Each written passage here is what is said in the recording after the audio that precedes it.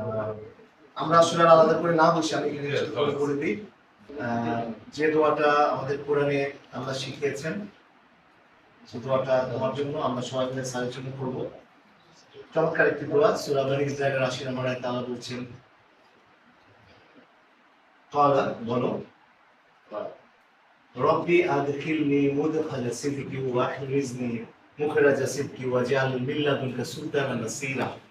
অর্থাৎ হচ্ছে, হে আল্লাহ, আপনি আমাকে প্রবেশ করান শান্তির সাথে, সত্যের সাথে, কল্যাণের সাথে, এবং আপনি আমাকে বের করে যখন নিয়ে যাবেন তখন যেন সত্য এবং কল্যাণের সাথে বের হয়ে যেতে পারি, এবং আমার জন্য আপনার পক্ষ থেকে সর্বোচ্চ সাহায্য শক্তি দিয়ে করুন।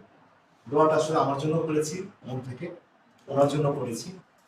আমি চলে যাব, বহির্গমন ওনার আগমন দুটোই যেন আল্লাহ সত্য এবং কল্যাণের সাথে করেন। এবং সাহায্যকারী শক্তি কারা, এই কথাটার ব্যাপারেই আয়াতটা খুবই জরুরি। সাহায্যকারী শক্তি আপনারা সবাই। And you have got a wonderful team। আমি যে কথাটা কালকে বলেছি, শুধু ডটগুলি আমি সামান্য ব্যক্তি হিসেবে একত্র করেছিলাম, প্রত্যেকে একজন আছে। এবং আপনারা, আমি অনুরোধ করবো স্যারকে এসে আপনারা যে ক্যাটাগরিক্যালি বিভিন্ন ক্যাটাগরিতে আপনারা সম্মাননা পেয়েছেন, বলবেন যে স্যার আমি এই সম্মাননা পেয়েছি, আমি এই ক্যাটাগরিতে পেয়েছি।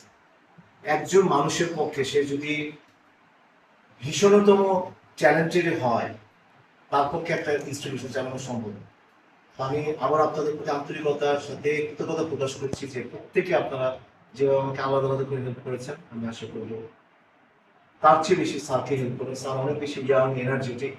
ইনশাআল্লাহ তারা স্যার ফ্যামিলি সহ থাকবেন, উনি অনেক বেশি সময় দিতে পারবেন। আমি ওইখানে সময় দিতে পারিনি অনেকগুলো।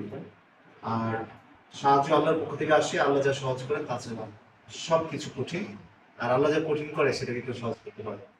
তো আপনারা যে অগ্রযাত্রার একটা ধারাবাহিকতা শুরু করেছেন, এটা যেন থেমে না যায়, এটা যেন আরো আরো বেড়ে যায়, এটাই কিন্তু আপনাদের আমাদের সবার একটা পরিচিত।